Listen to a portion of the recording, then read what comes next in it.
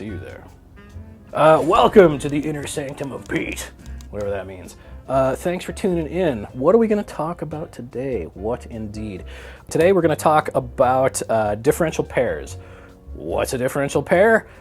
Differential amplifier, two transistors, living in harmony, doing this sort of thing. That must look really weird from where you're coming from. The history of this circuit goes back to the 1930s, all the way back to tube technology, and you will find it in just about every input circuit on an op amp. And it's really fun to play with, I've found. So yeah, let's draw some pictures. Here we are with our friend. Bask in the glory of the differential pair. Slight disclaimer, I am not super expert on differential pairs. A lot of what I know and what I'm going to tell you is what I've experienced, what I've learned through experimentation. I have read a lot of tutorials. I have seen a lot of the equations. I have seen a lot of the derivations of equations. I have seen some hyperbolic functions, which makes me run to the hills, but to start off with, I'm going to go over the kind of the rough idea of how this works, and then we'll kind of get into biasing and setting up a proper circuit. But in general, differential pair. We have two inputs and we have two outputs, okay? The inputs happen on the bases. Simple enough, makes sense, right? The outputs happen on the collectors.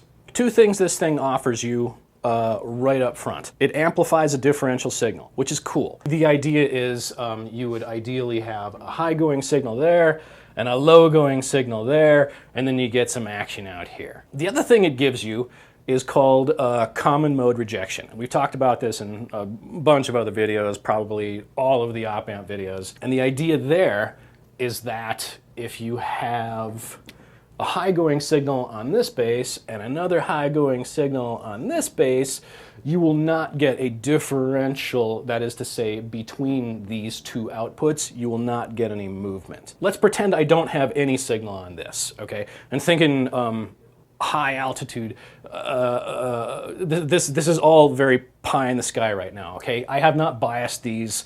I'm just describing what the action of the circuit is going to be. If you assume that you have current through here and current through here, and I will tell you right now that the current is split equally. I'm drawing electron flow. Deal with electron flow, okay? When this circuit is properly biased, and I'm going to show you that in a little bit, you'll have an equal current through this branch as you do this branch. And both of those currents merge here. Say, for example, that you've got a high going signal on this input, okay? And let's say for the time being, you don't have any signal on this one. What will happen in a very general sense is that you turn this transistor on more, so it's going to bring more current in this branch. That resistor will turn that current into a voltage, and as you have an increasing voltage on this guy, it'll cause V out 1 to actually go down, right? This is an inverting circuit. Makes sense, right? Okay, so what's happening over here is that when you start sucking current, more current up this way, you get less current this way. When that happens, this is turning off, right? And so this voltage is actually going up.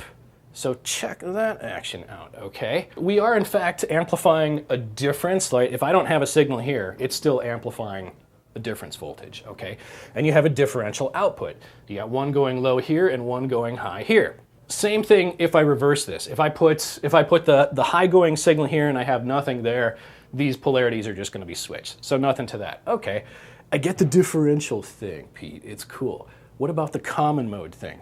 Okay, let's say I've got a high going signal on both of these. What's going to happen is that both of these transistors are going to try to turn on more, and they turn on equally, right? If you the magnitude of this is the same as the magnitude of this, and so when they turn on, you're going to have the same current increase through this one as you have in this one. So what's going to happen? Both of those are going to go down by the same amount. And so what's the difference? There isn't one. So it's rejecting the common signal. Dig? Now as I go forward here, I'm looking at this going, this is really hard to describe without the supporting circuitry, right? I can give you the basic gist of this, but without actually seeing where the currents are going from a bias circuit, it probably looks really confusing to you, and it's a little bit confusing to me as well. So I'm going to redraw this with the bias circuit. What I'm talking about is, this is a BJT, right? That's a transistor. It's a current controlled device. I don't actually have a current path here or here. So these aren't turned on the way it's drawn. One necessity of this circuit is that you have an external bias, or whatever you're feeding these two inputs with, it has to have a DC current path, or galvanic. This is approaching a practical circuit, approaching. What I've added here is a biasing network, okay? This will turn this transistor on. And I made a couple of assumptions, all right? I started with some basic values. Up here, I just put it like 10 volts. Sorry if you can't read that, that says 10. These are 3904s here. Made some assumptions about like, well, if that's an output, I know I want this to swing between, between 0 volts and 10 volts, right? So where's that gonna be? Probably around 5 volts. So if I assume that I have a 5 volt DC here and a 5 volt DC here, this guy, I'm gonna drop some voltage here.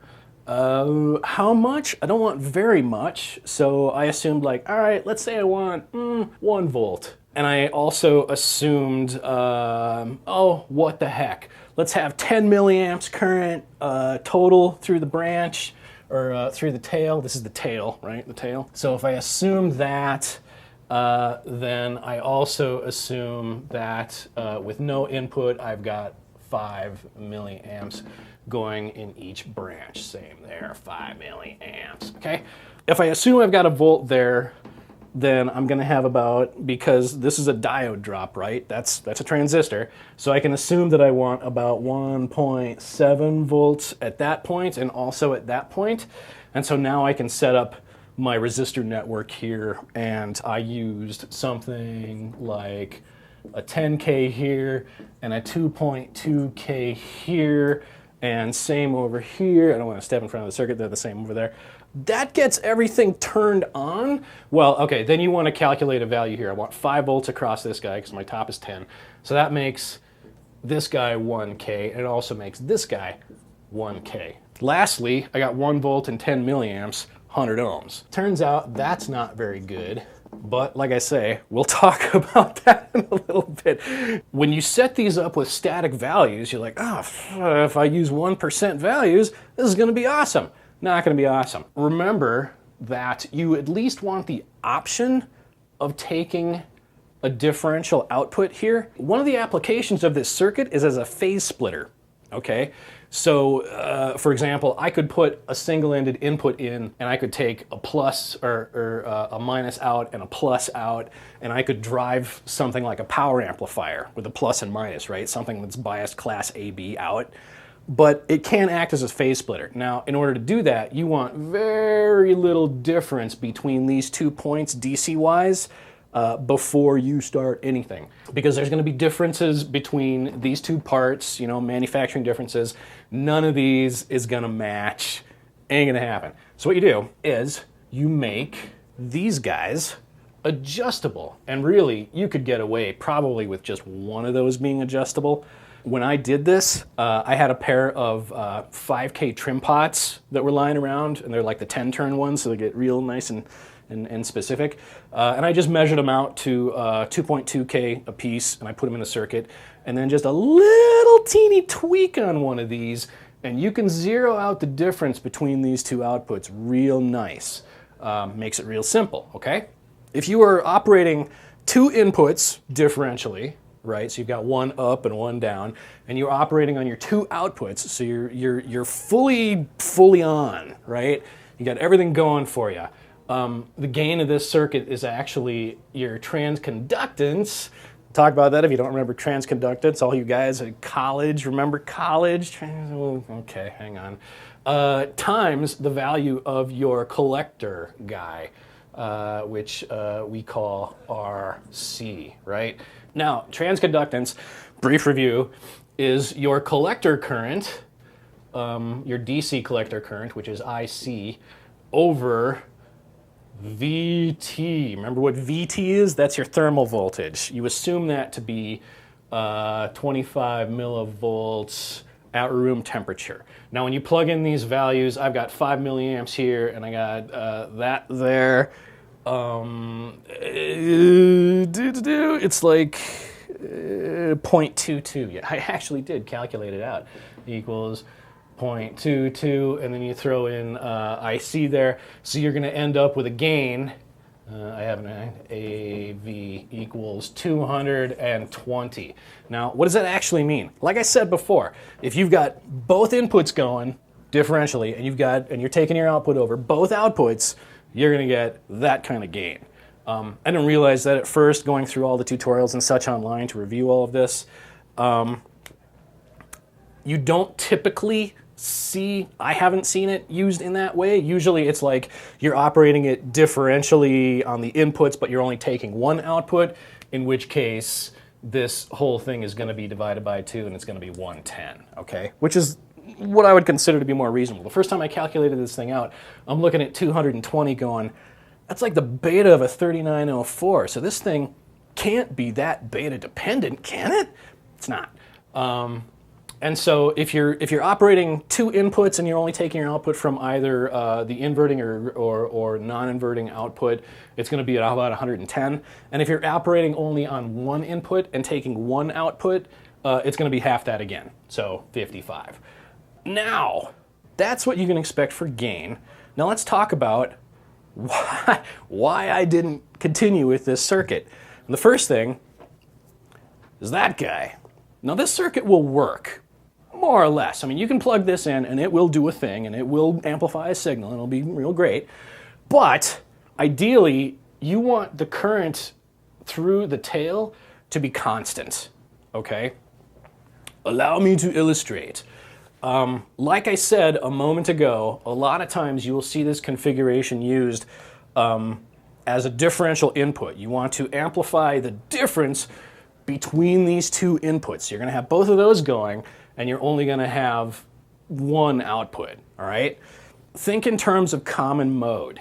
If you've got a high going signal here, oh, that's nice, high going signal there and a high going signal here, both of these transistors are going to turn on more, okay? When that happens, right, you're turning these on, the current through this is going to go up, and the current through this is going to go up, or that's what it's going to try to do, okay? So when that happens, when you have, in common mode, you have both of these going high or low, don't care, whatever, it's common mode, right? So let's say, for example, I've got a common mode signal, this is going high, that's going high. Both of these transistors are going to try to turn on more. I mean, think of it as a reducing resistance. You've got a variable resistor right in the middle of this thing, and it's getting smaller. So your total resistance from top to bottom is getting smaller. So the current is going to increase. Your tail current is going to increase, okay? Now, if you're taking a differential output between Vout1 and Vout2, I couldn't care less, right? Because the difference isn't changing. That's fine.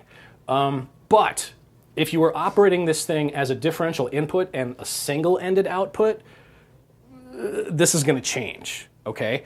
And so your common mode rejection isn't going to work. So the first thing you got to do is fix that. Now, you see, my tail resistor is no longer there. This is a current mirror. That keeps that current, the tail current, constant. If you were operating this thing differential input and single-ended output, and you've got a common mode signal, that current is not going to change, okay? So all the voltage action, all the voltage changing action that's going to try to happen is going to be the interaction between these 3 guys, but the current through the load resistors is not going to change. So your common mode rejection just got a lot better. Okay, so now let's talk about this circuit as it stands, all right? I biased this thing up, and therefore that thing up, for in the neighborhood of 10 milliamps, right? Because I'm still thinking like I'm going to have a 5 milliamp. It's the same circuit I'm working with. I actually put that 830 ohm resistor, right? A little review on how you do this, right? This guy is self-biased, so you're going to have 9.3 volts at that point. I was shooting for around 10 milliamps. I put that guy together with like a 680 and a 150 to come up with 830 ohms. And what that gave me was about 11 milliamps through that branch, and therefore through the tail. That's how a current mirror works, right? So I got half of that going this way and half of that going this way. So the numbers are off a little bit, but that's okay because most of the junk that I work with in my basement is a little janky to begin with, including breadboards. I hate breadboards. I put this circuit together and I ran a signal through it in a couple of different configurations, and I was not coming up with these gain numbers. I was not coming up with 55. I was not coming up with 110. What I came up with as the circuit stands, 42, right? The answer to everything in the universe. And so I'm like, why is that doing that? And so as I go through looking at all the examples online, like, well, nobody's biasing it with that much current. Maybe there's a reason for that. What I did do was I reconfigured this circuit to something a little more standard in the examples I was seeing on the web. So I set this up for 2 milliamps. I set the 1 milliamp. So all these values have changed. I set up my tail current with the current mirror. Instead of like 830 ohms, I put a 4.7K in there. I did a careful measurement of my janky old power supply. Turns out it had settled at 10.7 volts. Like, all right, whatever, I'll run with that. So what I've got is 2.1-ish milliamps here, and therefore 2.1-ish milliamps through the tail, which is split 1.05. Pretty close. I'm digging that. Okay.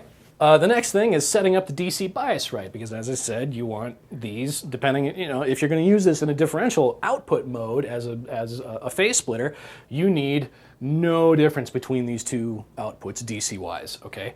My RCs, change those to 4.7K a piece, right? Because you can't have the 1K, 1 milliamp times 1K is 1 volt, and if you think about how much this thing needs to swing, if there's 1 volt across this load resistor, you can only swing 1 volt up before it clips, right? So that's why you want to set this thing in the middle of your voltage supply. You should know this, right? So I changed these guys to 4.7K, put a 4.7K in there, rebiased one of these two guys, and when I balanced it, it came out to be 6.18 volts there and 6.18 volts there.